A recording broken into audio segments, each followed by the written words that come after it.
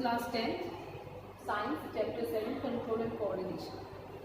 What is control and coordination? So, it is the response of the body to various stimuli, against various stimuli. Environment में बहुत सारे stimuli हो सकते हैं. The factor which affect your body, उनके against अगर आपकी body कोई भी रिस्पॉन्स दिखा रही है तो that is control and coordination. So for this control and coordination we have different types of systems. It may be hormonal system and it may be nervous system. Human being and the other animals have both type of system, nervous system and hormonal system, but the plants only have hormonal system because humans and animals give response very quickly, but the plant do not give response very quickly. So only because they have only the hormonal system. So first we will talk about the control and coordination in plants. For that, plant hormone. Plants have 4 types of hormone: auxin, cytokinin, gibberellin and abscisic acid. Auxin is mainly found at the root apex or the shoot apex. With the help of auxin, plant can divide their cells, so it is responsible for the growth of the plant. Cell division is promoted by the auxin. So auxin is mainly responsible for the growth of the plant. Second one is cytokinin. Cytokinin also work for the cell division, cell differentiation, fruit growth, and mainly it break the dormancy of seeds and buds. Next is gibberellin. The function of gibberellin is just same as cytokinin, but the difference is that gibberellin work their function only in the presence of auxin. So the functions are same: cell differentiation, promote fruit growth, and it promotes the breaking of dormancy of seeds and buds. Next is abscisic acid. It is also known as growth inhibitor hormone. So it promotes building of leaves, falling of leaves. It promotes the dormancy of seeds and buds. It do not break that dormancy. Plant movement. According to the response, according to the stimuli, plants show different types of movement. So there are 2 types of plant movement. Tropism is also known as tropic movement and the nesting movement. Tropic movement is a permanent movement. When the growth is appear in the plant, that is the permanent movement which we cannot reverse. And the second thing is tropism has a definite direction for that growth. Nesting movement is the movement in which the growth is not permanent, but which we can reverse, and the direction is not fixed.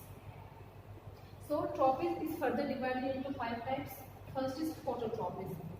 In this, the stimuli is sunlight or any other source of light. With the help of light, plants show the growth towards the sunlight, towards the stimuli. So that growth is known as, that movement is known as phototropic movement. Geotropism is the movement in which the plant part show the movement against the gravity or towards the gravity. If plant show movements towards the gravity, that is positive geotropism. If the plant part show against the gravity, that is negative geotropism. The root shows positive geotropism and the stem show negative geotropism. Hydrotropism. The plant part show any movement against or towards the water. That is the hydrotropism. So the stimuli in this water. Root show positive hydrotropism. Next is chemotropism. It is the movement of plant part in the response of any chemical. So this is for this the example is the pollen tube germination on the stigma of the flower. Next is thigmotropism. The movement of plant part against the external touch. The example for thigmotropism mostly are the creepers plant, climber plants. Next is nesting movement. It is also divided into 2 parts: photonesting and thigmonesting. Photonesting is if the temporary growth or the temporary movement of the plant is done by the sunlight. The stimuli is sunlight.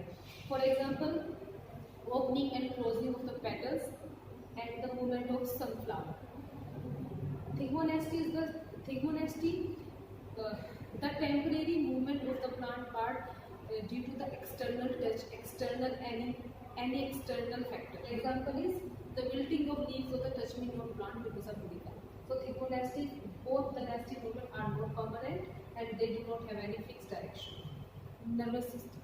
In animals, we can see 2 types of system for the control and coordination: hormonal system and the nervous system. So nervous system is further divided into 2 parts: CNS, central nervous system, and PNS, peripheral nervous Central nervous system consists of brain and spinal cord. Peripheral nervous system consists of many neurons, which are also known as nerve cells. Brain is divided into three parts for the easiness of the study. So these three parts are forebrain, midbrain, and hindbrain. The first section is known as forebrain, the middle section is known as midbrain, and the last section is known as hindbrain. Forebrain has cerebrum. Forebrain has cerebrum. So this part has cerebrum. The function of cerebrum are, it is the main thinking part of the brain. All the memories are stored in that cerebrum, and all the voluntary action which is done by ourselves, जो भी हम अपनी मर्जी से करते हैं, all that action are done by the cerebrum. Next is midbrain. Midbrain controls all the head reflex action. Reflex actions are those actions on which we react very quickly. So all that actions, head actions, are controlled by midbrain, like spreading or shrinking the pupil of the eye. Next is hindbrain. Hindbrain is further divided into three parts: cerebellum, pons, and medulla. Cerebellum is that part which controls all the body balance. All the body balance is controlled by the cerebellum, like dancing, walking, cycling, even writing. All these things are controlled by cerebellum. Next is pons. Pons is the smallest. Pons is a very small part of the brain. Pons control all the respiratory activity of the body. And the medulla. Medulla is that section which is further connected to spinal cord. Medulla control all the involuntary action of the body. All the involuntary action of the body, like blood pressure, heartbeat, respiratory rate. All these things are controlled by medulla. This is the diagram of spinal cord. Our spinal cord is made up of 33 vertebral columns. These vertebral columns are made up of spinal cord. So this is a single vertebra of our backbone or our spinal cord. This vertebra has two types of metal, liquid. The outer metal is known as white metal, and the inner liquid is known as grey metal. There is a central hole found inside that. This hole is known as central canal, and all the neurons or nerve cells are connected to grey matter. From one side they receive message, and the another side they send the message to the body. From one side they receive message, and the another side they send message. So this is the spinal cord. In the peripheral nervous system, the main part is neuron, that is also known as nerve cell. So this is the diagram of one nerve cell. Each nerve cell consists of cell body, axon, and nerve ending. Cell body consists of nucleus, cytoplasm, and the fibers known as dendrites. One fiber is stretched extra and known as axon. This axon is covered by a sheath, a protein sheath known as myelin sheath for the protection, and in the end of axon there are many fibers structure known as nerve ending. Each nerve ending in the last makes a knob-like structure like this. Each nerve cells receive message from the dendrite, and it transfers message to other neuron with the help of nerve ending. So many neurons make a chain in our body to transfer the message from one neuron to another neuron.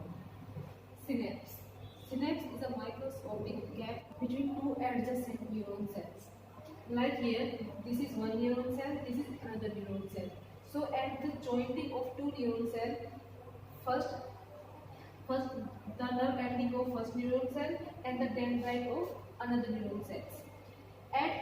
This junction is known as synapse. So it is a very microscopic gap that is known as synaptic gap. In a neuron, message transfer in the form of electrical impulse. But at that junction, message transfer from one neuron to another neuron with the help of neurotransmitters. So inside the neurons, message transfer as an electrical impulse. But when the message gets transferred from one neuron to another neuron, it is with the help of neurotransmitter.